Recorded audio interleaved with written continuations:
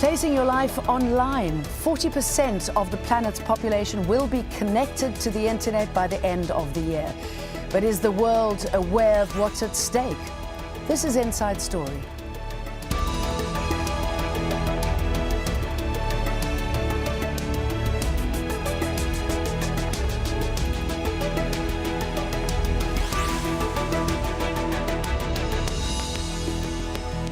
Hello, welcome to the programme. I'm Jane Dutton.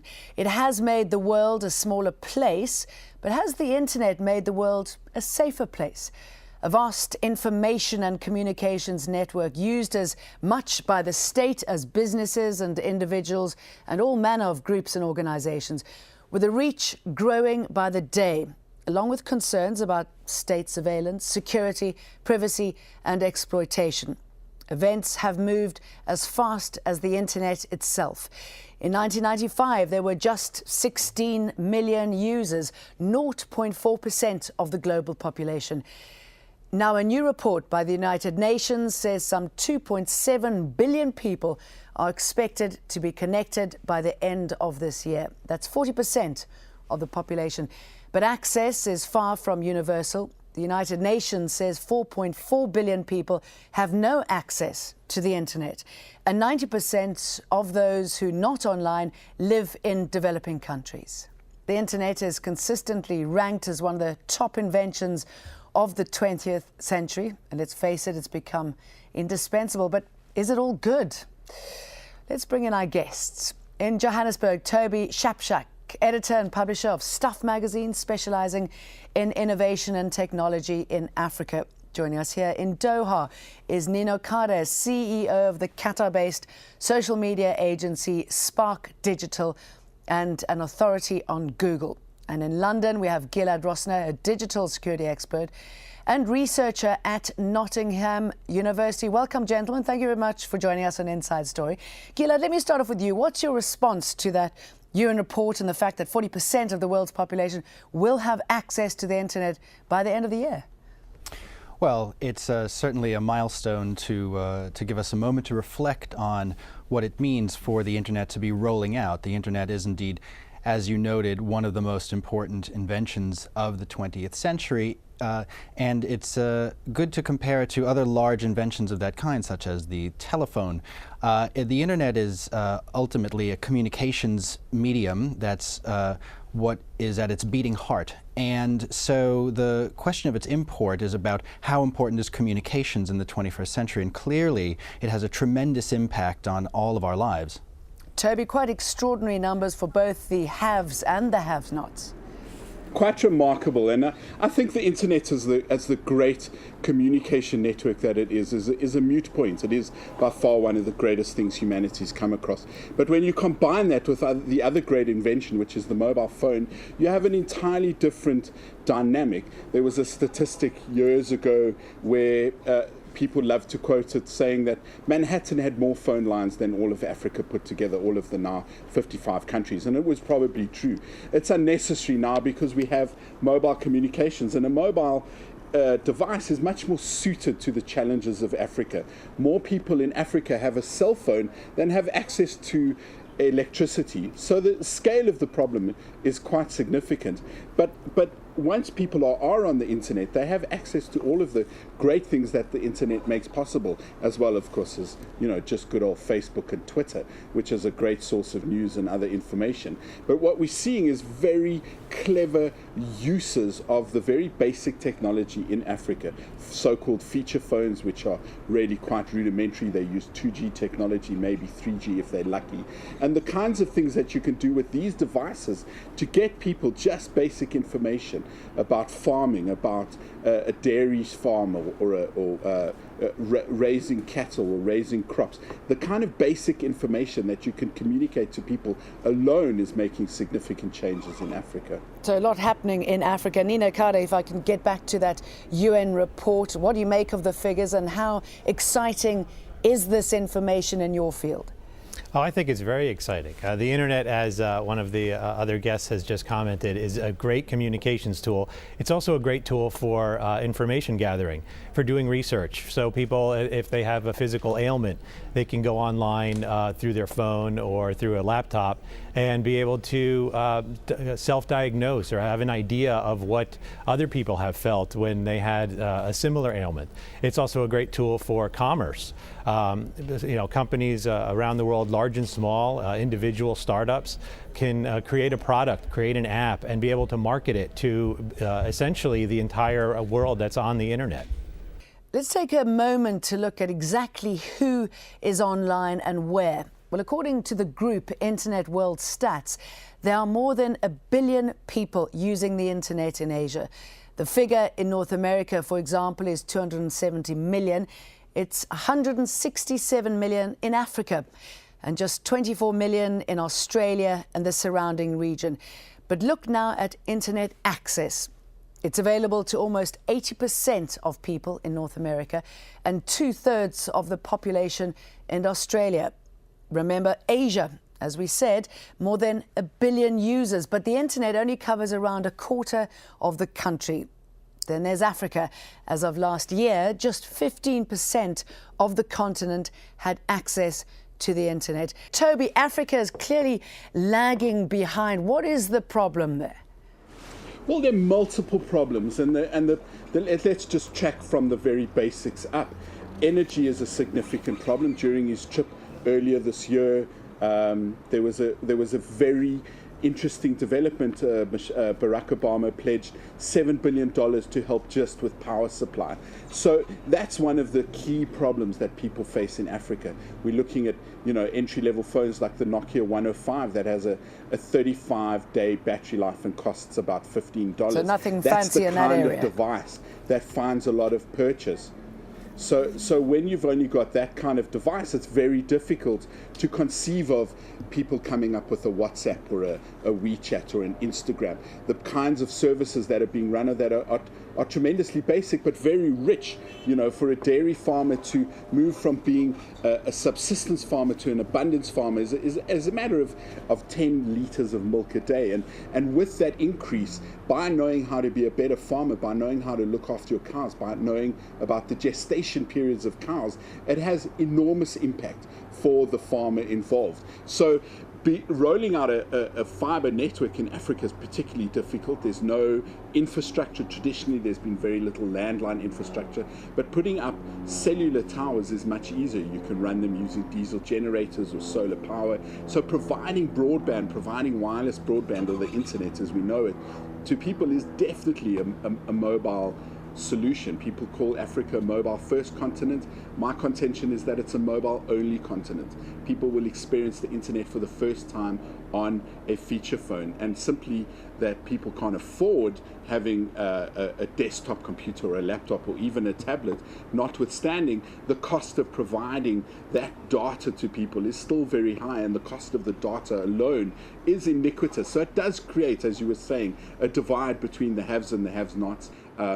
Someone asked me the other day, what is a feature phone? And I said, if it looks like an iPhone or an Android phone, it's not a feature phone. If it's got a little keyboard on it, still, that's what people are using. Gilad, what do you make of what's behind these disparities, and how easy or how difficult will it be to bring the two together?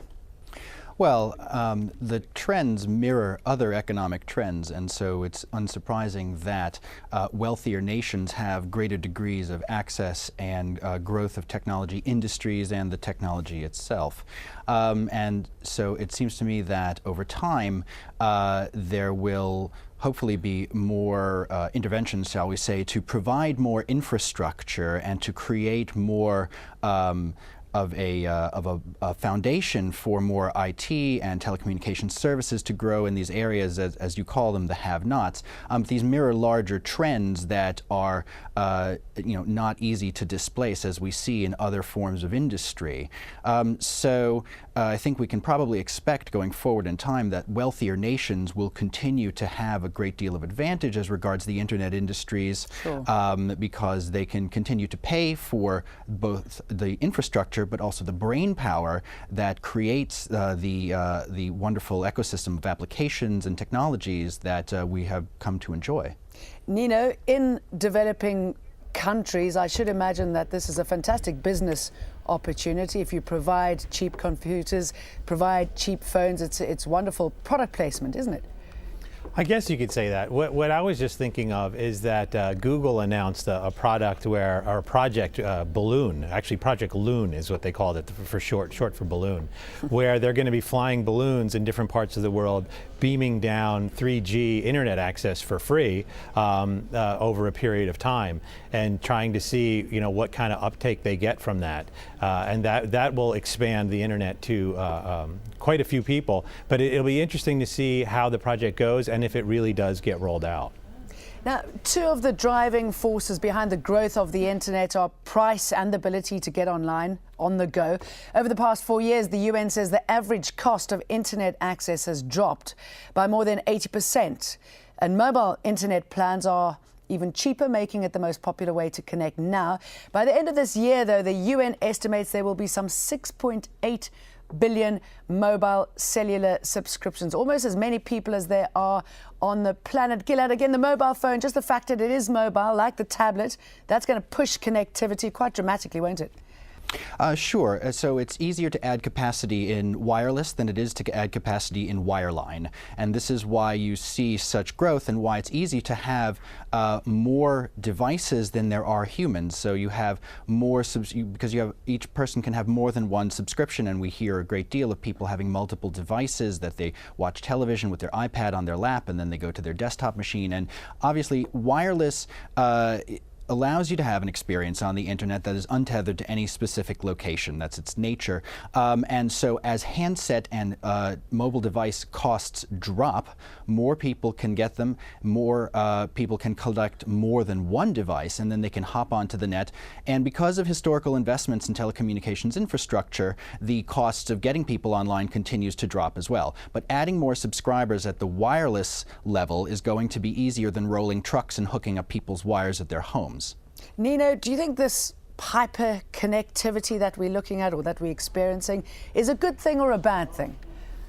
Well, it depends. It depends on what you're using it for.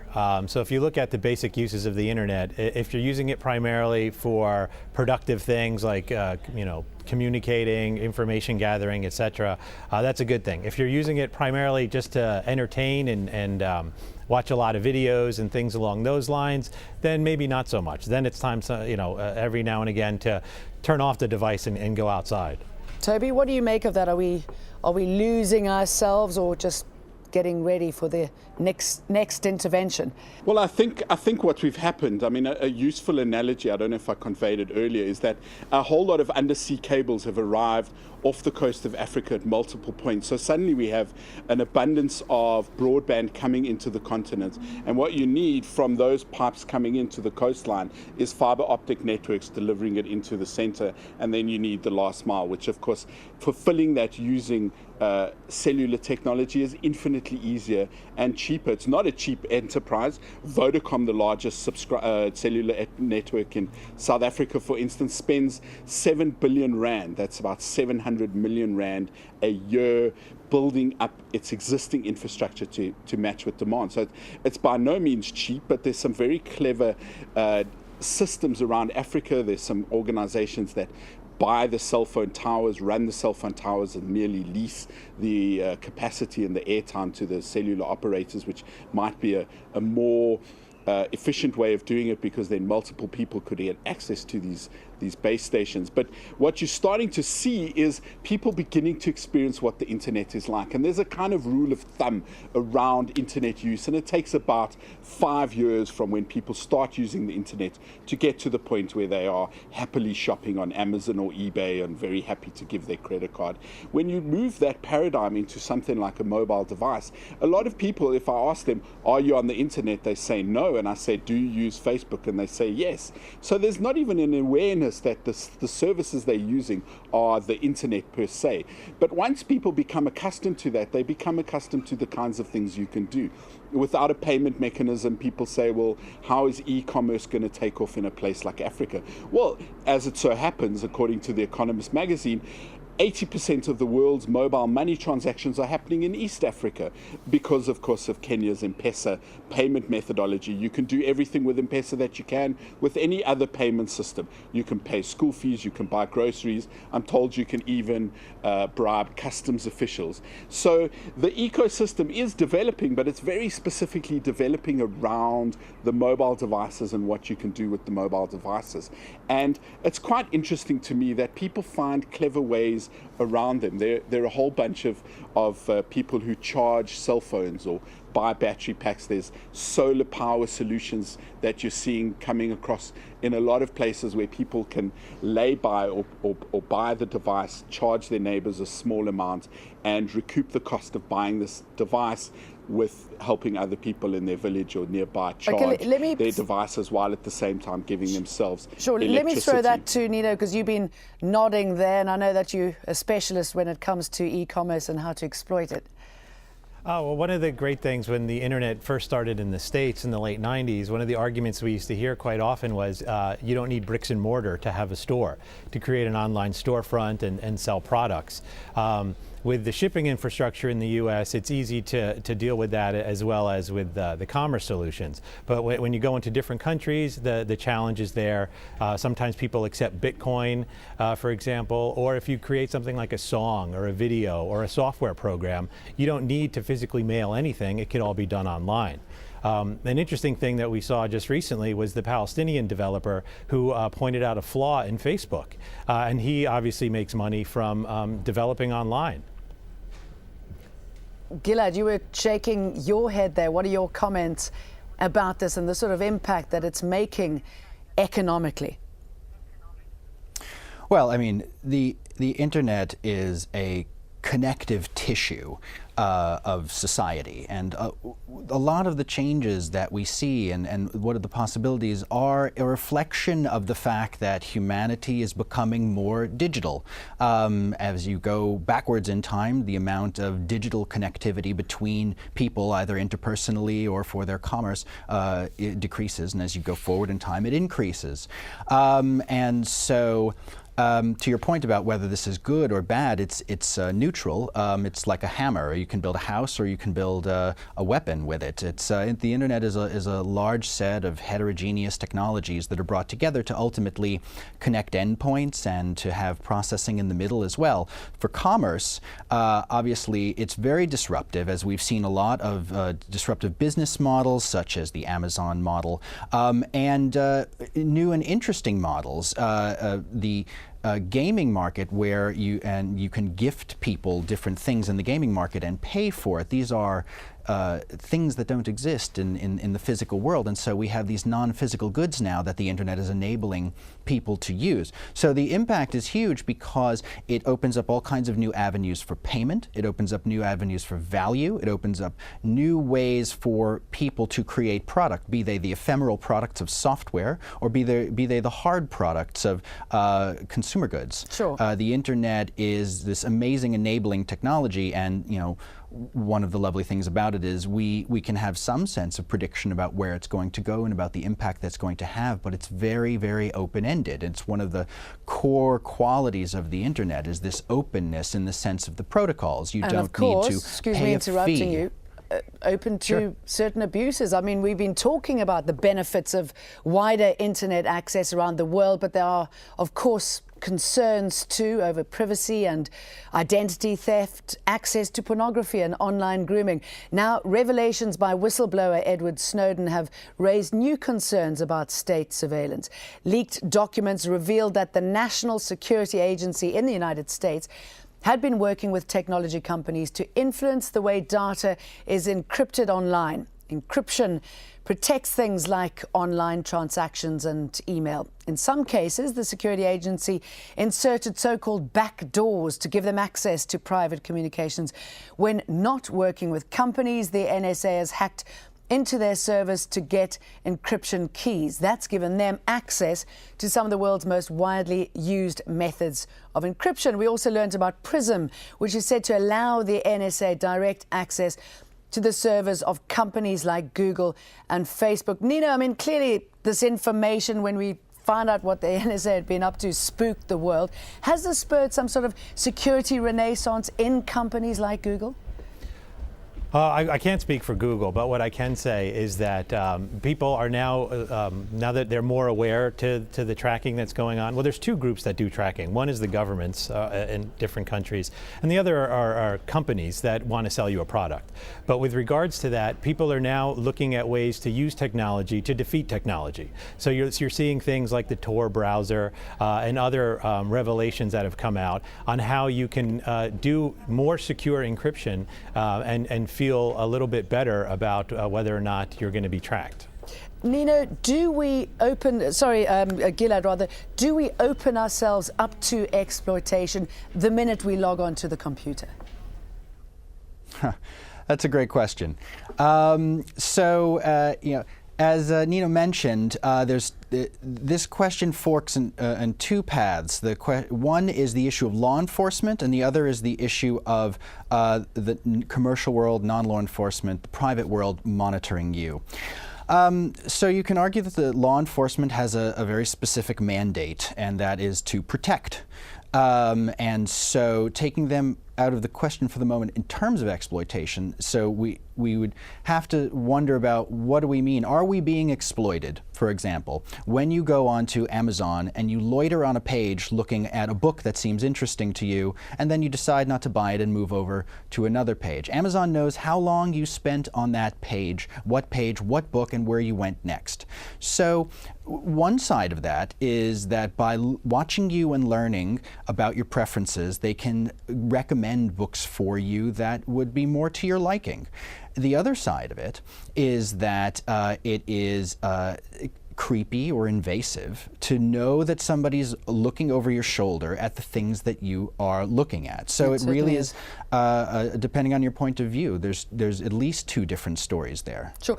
Toby, I know this probably sounds quite horrific in the light of the NSA and what the NSA was getting up to, but do you think the government should be involved in some sort of fashion? I'm going to plagiarize a line here, if I may.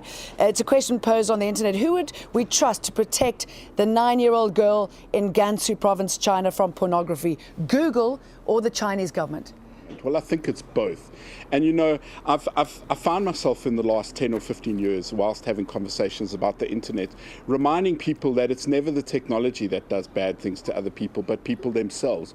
You know, those great riots in London fueled by BBM messaging service. And people said, isn't it a bad thing and the government should access to it? You know, they had pitchforks and they were burning witches and looting long before BlackBerry or any kind of cell phone came along. I think everybody's incumbent to look after it. I mean, notwithstanding the whole debate about compromising of security or what the NSA is up to, I've been saying to people for years, the second you make something digital, it is available to be stolen. And the backdrop to all of this is the so-called computer hackers, although computer users who really know what they're doing like to say they hack things or solve things. But these so-called hackers, the black hackers, they used to go from, you know, shutting your computer down and sending millions of emails via Outlook to a much more, that was kind of showing off their prowess. Now it's got a much more criminal element to it, and people steal identities, they steal data.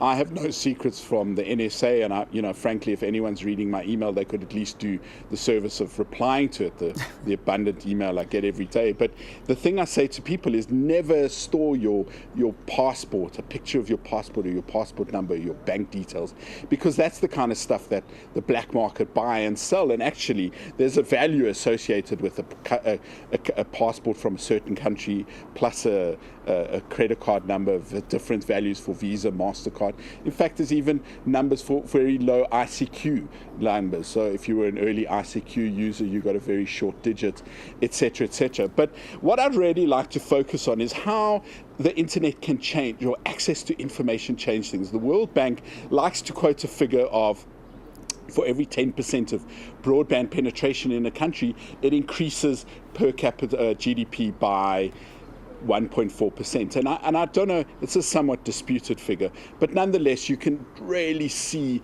the change in a country when people start getting access to communication. And who knows where we'll be or what we'll achieve as hundreds of thousands gain access to the internet in the near future. with thanks to my guests, Toby Shapshak, Nino Keda and Gilad Rosner. And don't forget, you can find this programme and many more at Al-Jazeera.com. Just follow the links for shows and Inside Story. And I'm Jane Dutton. Bye-bye.